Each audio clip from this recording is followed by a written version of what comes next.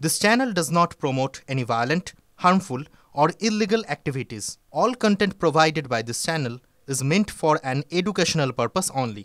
জাল birth certificate, জাল পাসপোর্টের পর এবার খাস কলকাতায় জাল ওষুধের কারবার। প্রচুর পরিমাণে নকল অ্যান্টি ক্যান্সার, অ্যান্টি ডায়াবেটিক ওষুধ উদ্ধার হয়েছে। গ্রেফতার করা হয়েছে একজনকে। কেন্দ্রের মাদক নিয়ন্ত্রণ সংস্থার অভিযানে বাজেয়াপ্ত জাল ওষুধে মেড ইন বাংলাদেশ লেখা। ভাবুন, বাংলাদেশের এই উত্তপ্ত পরিস্থিতির মধ্যে যে ওষুধ খাস কলকাতার বুক থেকে উদ্ধার হলো, তার মধ্যে লেখা মেড ইন বাংলাদেশ। আরো বিস্তারিত জানবো, আমাদের সঙ্গে রয়েছেন আমাদের প্রতিনিধি সৌরভ দত্ত। সৌরভ, কি তথ্য সামনে আসছে?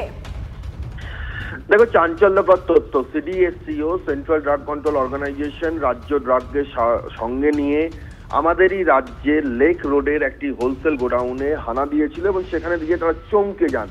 সেখানে মেড ইন বাংলাদেশ লেখা, মেড ইন আয়ারল্যান্ড লেখা, মেড ইন তুরস্ক লেখা, মেড ইন ইউএসএ লেখা anti cancer drug, anti diabetic drug উদ্ধার করা হয়। এবং চয়নিকা, এই ড্রাগগুলোর মধ্যে এমন ড্রাগও রয়েছে যেগুলো ভারতে বিক্রি করার কোনো অনুমতিই নেই। সেই ধরনের ড্রাগ এখানে বিক্রি করা হচ্ছে, অফলাইনে বিক্রি হচ্ছে, অনলাইনে যে বিপণনী সংস্থা আছে সেই প্ল্যাটফর্মগুলোকে ইউজ করে 2 লক্ষ 3 লক্ষ টাকার ওষুধ সেগুলোকে 25,000 টাকায় দেওয়া হচ্ছে এবং লোভে পড়ে যে ওষুধগুলো দিচ্ছেন তার বিপদ সম্পর্কে যেখানে ভারত সরকারের অনুমোদন নেই, সেগুলো জাল বলে দাবি করছে সিডিএসসিও।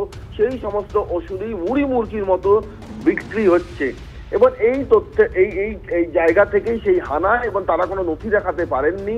এই যে হোলসেলার যে সংস্থাটি রয়েছে তার একজন মহিলা মালিক, তিনি যখন কোনো নথি দেখাতে পারেননি তারা অ্যারেস্ট করেন। তখন মহিলা হাইকোর্টের দ্বারস্থ হন, সময় চান, কিন্তু সময় চেয়েও তিনি কোনো নথি যখন দেখাতে পারেননি, গতকাল তাকে গ্রেফতার করা হয়েছে। ওষুধগুলো পরীক্ষা করার জন্য ল্যাবে পাঠানো হয়েছে এবং সিডিএসসিও মনে করছে যে সারা দেশেই চক্র ছড়িয়ে রয়েছে এবং তারা এর শিকড় পর্যন্ত পৌঁছতে চাইছে। তোমাকে ধন্যবাদ সৌরভ।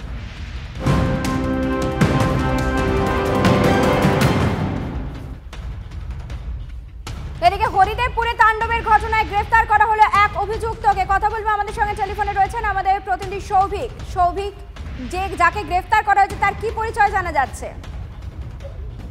দেখো, তার পরিচয় হচ্ছে সে হরিদেবপুর এলাকারই বাসিন্দা এবং গত 28 এবং 29 তারিখ হরিদেবপুরে যে টুর্নামেন্টটি ছিল জাগরণী সাংস্কৃতিক সংঘ ক্লাবের মাঠে, এবং সেই সময় দুটি টিমের সমর্থকদের মধ্যে এই একজন ব্যক্তি তিনি কিন্তু এসেছিলেন, যার নাম হচ্ছে